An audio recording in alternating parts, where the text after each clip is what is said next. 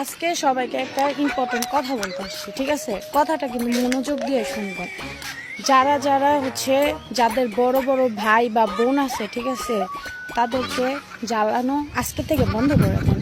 কারণ কি জানেন, এই ছোটোবেলার থেকে আমার বোনরা আমি যেই লেভেলের জ্বালাইছি, ঠিক আছে, মানে কিছু হইলেই আম্মুকে বইলা দিব টাকা দাও, কিছু হইলে আব্বুকে বইলা দেব টাকা দাও, ঠিক আছে, এরকম করে আছে না বোনকে অনেক বেতন করছি।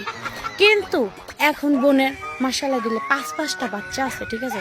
ছোটবেলায় যত টাকা বোনের থেকে নিছি শোধে আসলে, ঠিক আছে, সব টাকা আছে না আমার থেকে নিতে আছে, ঠিক আছে।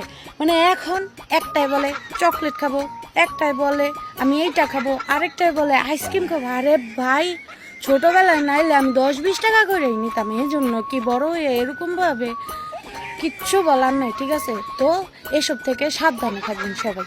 আল্লাহ হাফেজ।